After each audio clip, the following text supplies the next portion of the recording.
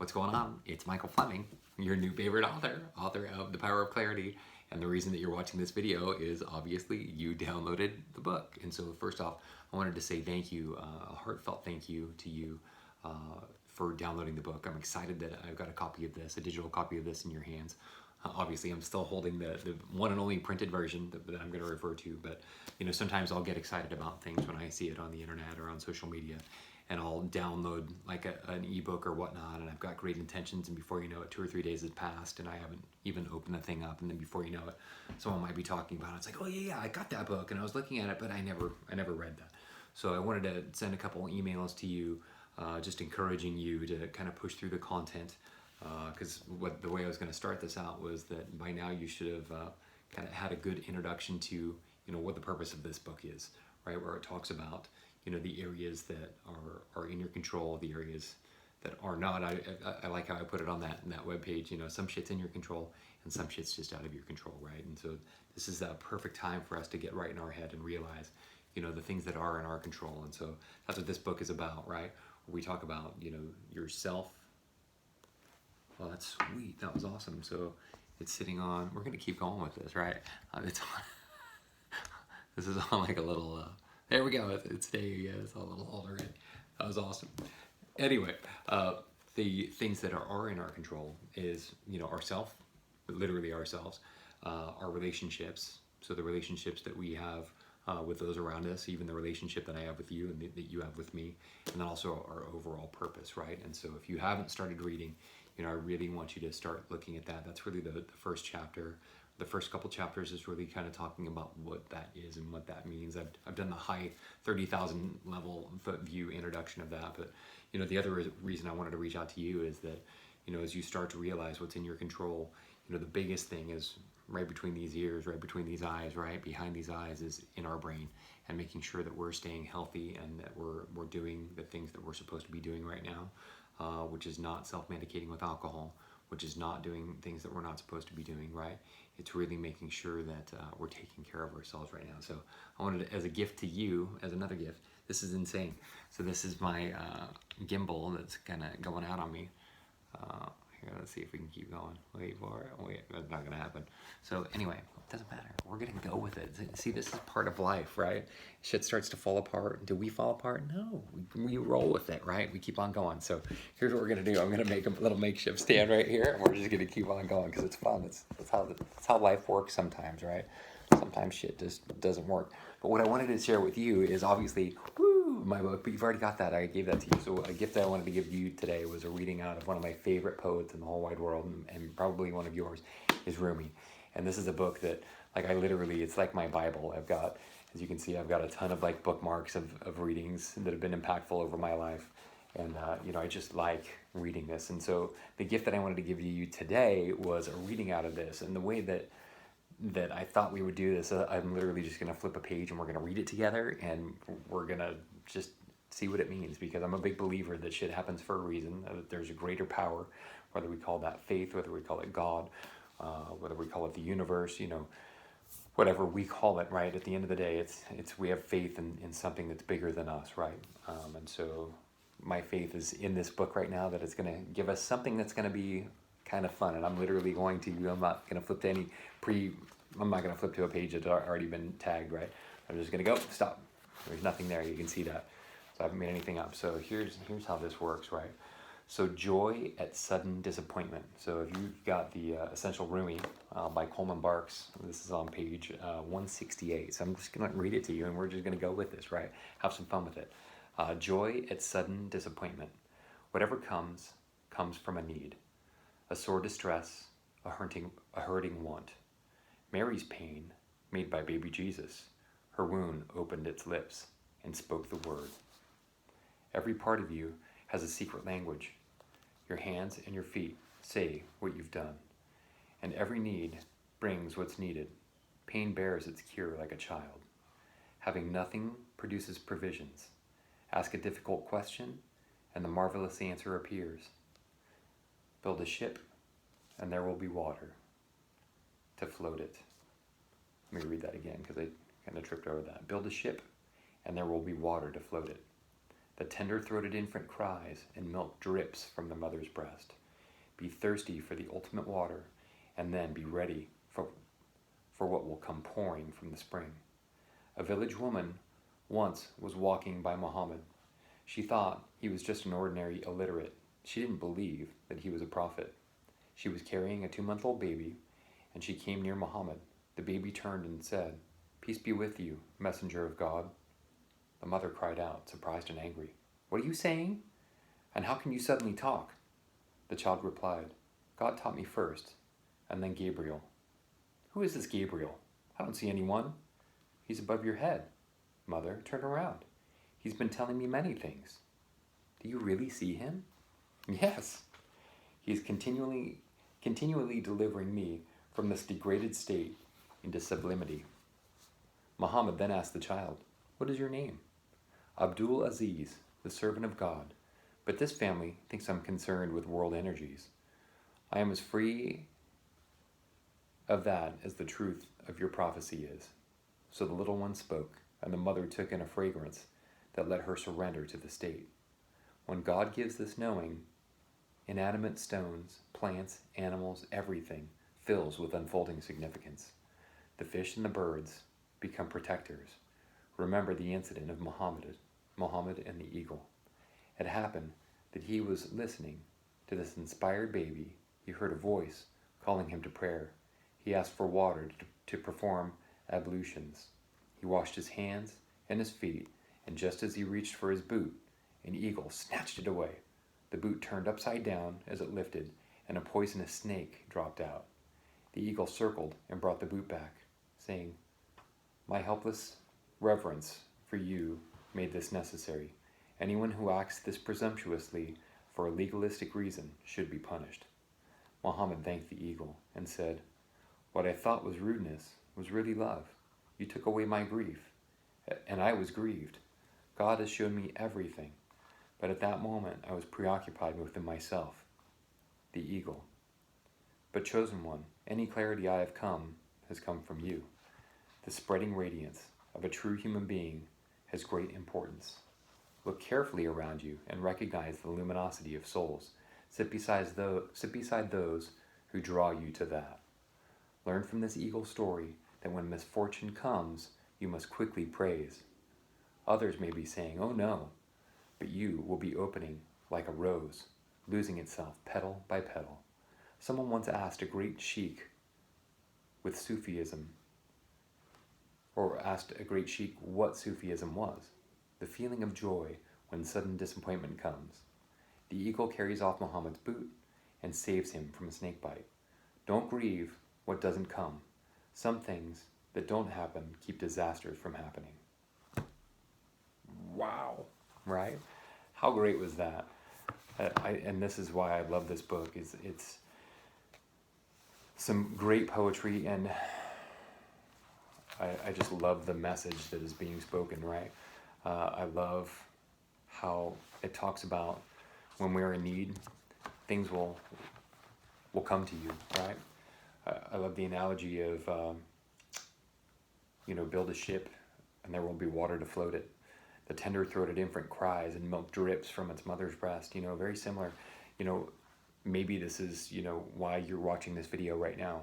Maybe you're in a spot right now where you're struggling with all of this shit that's going on right now, and that this is a message for you to be heard, right? Maybe you don't have this book, but maybe it was meant for you to hear this poem at this time right now, right? Because this message is coming to us from like the 1400s. Hey Google, when was Rumi alive? On the website Britannica.com, they say September 30th, 1207, Bulg, now in Afghanistan, died December 17th, 1273, Konya, now in Turkey, the great Hey Google, Sufi mystic. Stop. So 1200s, I said 1400s, this is from 1200s. This is a message that came to us from the 1200s. We're now in 2020. I had to look at my watch like it was going to tell me the date, right? But isn't that incredible how these words from 1200 AD, you now fast forward 800 years and how impactful they are even now. And I think what's really important is that, so much has happened in that last 800 years since this was written. And here we are, struggling to get through, the uncertainty that's happening today with COVID-19, right? And, even when I go back to my book that I wrote this for like high performing, like C-level cats that are looking to take their game to the next level, or, VPs that are looking to get to C-level, right? Like breaking down, what they're doing to its simplest form so that they understand, how to make decisions first of all, and how to make better decisions, right? Because so many of us don't make any decisions whatsoever. We just kind of float through life, right? And so all the more that this is such an impactful poem. I love the analogy of Muhammad, who's going to reach for his boot, and all of a sudden the eagle snatched it away, and his first gut reaction was to be mad at the eagle. But the reality of it was that eagle snatched it to be able to dump that snake out of the boot. And so it was like full circle, that he didn't realize until after the fact that the eagle brought this boot back to save him, right? He dumped that snake out so that he wouldn't get bit. But Muhammad's first gut reaction was, to feel angry at the eagle, even though the eagle was actually there to help him out, right? So,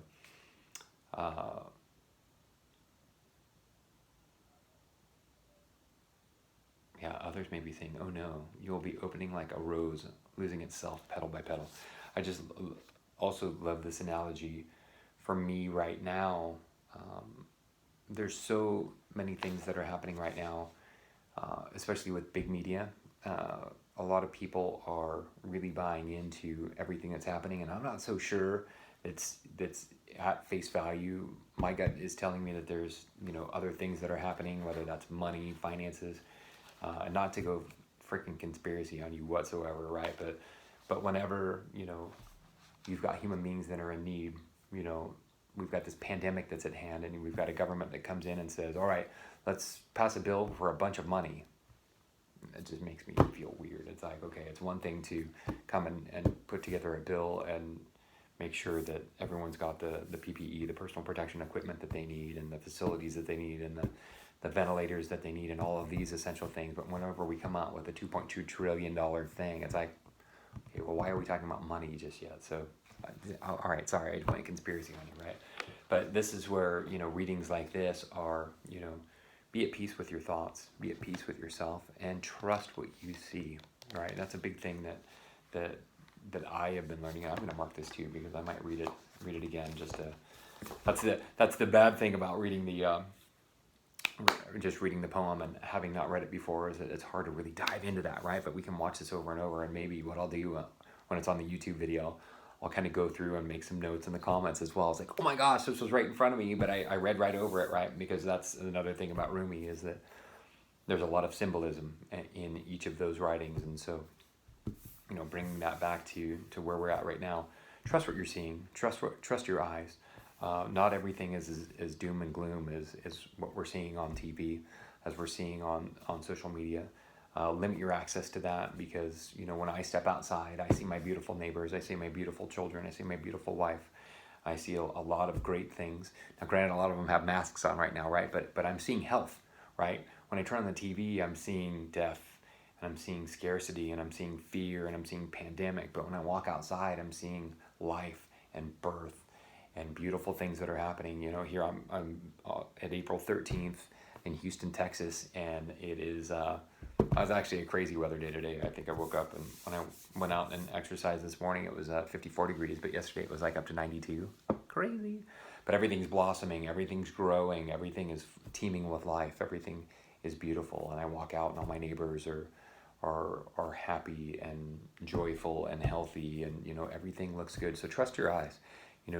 Unplug from what we're seeing on TV, because it's easy to get sucked into, and it's easy to get pulled into fear and scarcity and all of this bad energy. And when we're in this isolated environment and this is what's happening, it's easy to believe all of that at face value. And it's easy, again, trust what we see. If all we're seeing is this media that's full of fear, and that's what we're seeing, that's what our eyes start to believe. That's what our eyes start to trust, as opposed to when we go out to the store, or we go out for our walks, for our exercise, whatever that may be for you. When you walk outside the four walls, you're going to see much more health than you are sickness. right? It's a competing picture than what we're seeing on the media, right? So just trust your eyes. And your eyes are going to see much different things if you're watching me from New York or New Jersey. They've been absolutely massively hit, much harder with this pandemic than we have here in Houston, Texas. And so, no way am I discounting. I'm not saying that COVID-19 is not real. I'm not going crazy on you, right? But what I'm saying is it is a sickness that we need to be compassionate about and we need to be aware of. And again, there's certain things back to my book. There's certain shit that's in your control and certain shit that's not in your control. And what's in our control right now is to stay healthy and to stay in place, right? And so if that's our purpose and that's what we can do inside of our circle of influence is to stay home and acknowledge the shelter in place and not be out running around, potentially either getting the sickness, contracting it, or spreading it, then that's our job. That's what we can do, right? But then after that, our job is not to continue watching CNN or all of this media that's just like spoon feeding us all of this fear over and over and over on this 24-hour news cycle, right?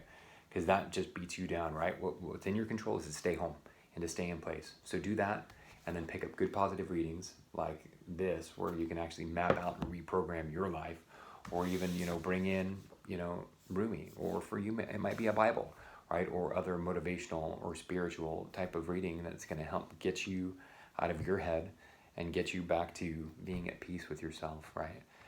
Get out of this thing and get into this thing, right? This is a big one right here. Trust from your heart, pray from your heart, think from your heart. And that's a good place to be, right? The ego resides up here, right? But genuine feelings will come from here. So that's all I've got from you. This is totally ad hoc. I'm sure there's lots of ums and rights and all that in it. I know that because I do a podcast, and sometimes I'll have that transcribed and I'll get it in writing, and I'm like, oh boy, I say and right a lot, but I haven't corrected it because it's part of my authenticity and being real. Once I have a show, they can edit all that shit out for me, right? But for now, like, I'm just shooting and sending it. But this is my gift to you. I hope you enjoyed that. Again, I'm going to read through that poem one more time to see if I can pull a couple more gems out of that. And if there's any symbolism in there that really resonated with you, leave a comment on that Facebook page, or I'm sorry, the YouTube page as well, because certain people will pull different things out of them. There's certain analogies or certain symbolism that'll resonate with someone better than another. So God bless you. Stay safe. I'll continue to send other videos. I'm going to make it a goal to try and get at least one out a day, just to stay connected with you, and again encourage you to continue going, because by now you should have read through the introduction of what is within your control, right? Yourself, your relationship, and your purpose. And then what I do is I kind of go into the TFAR method, the TFAR I've got quickly written down here. Even so, starting with thoughts, your feelings, your actions, and your results. And the idea here, what you're going to learn when you read through that, is basically, everything starts, the results are what actually happens, right? But it all comes back to the original thought, and how thoughts become feelings, whether they're good or bad, and how those feelings become actions, and how those actions become results. I go into great detail in the book with some great stories to kind of back that up, so you get an idea of what that is. But that's kind of the next step, go through and recognize that, because so many times, we have these crazy thoughts. For me, for example, it's like when I'm vacuuming. I do the vacuuming at the house. I find kind of peace in that. It was one of the things that my mother, who's no longer with us, she was like really diligent about how I vacuum. It's the vacuuming with the patterns and shit on that. But I feel like every time I vacuum, I have a connection with my mother, and so I continue to do that, and I enjoy that. But while I'm doing that, it's so repetitive and so thoughtless that's when sometimes, thoughts will creep into my head, and sometimes they're not always positive, and sometimes I'll start, getting like in a place where I can catch myself getting upset, like physically upset, because I've let a thought run rampant. And that's a perfect example of that TFAR method, of like how a thought can all of a sudden, get your heart pumping and your blood boiling and get you upset. And where it's like, our job is to be mindful and to be the watcher, right? To make sure that these thoughts, these random thoughts that are running through our head, don't hijack us, take control of us, and then, have us do dumb shit. If that makes sense, or dumb results is what that says, but you know what I'm talking about. So again, done talking for now. Your next part of the book now is to move on to the TFAR method and really read through that and get an understanding of what that is, because that's really going to help you start working through, as you start setting the goals for yourself. And as you can imagine, since that's the order of the self, the relationships and the purpose, you'll start with yourself first, because again, it goes back to that analogy of you can't love anyone else until you can love yourself. And so this is really what that kind of boils down to, is working with yourself first. So the TFAR method is kind of giving you the tools of how we're going to be working with that, and then we'll actually start doing the work together. So again, have an amazing day. Stay healthy, stay home. That's what we can be doing right now, is our shelter in place, and give good energy. Maybe today's the day that hopefully this made you feel a little bit better. Maybe what you can do is pay that forward and give someone a call or a FaceTime or a Zoom or something and make them feel good as to kind of paying that forward. God bless you and have an amazing day. Talk to you soon.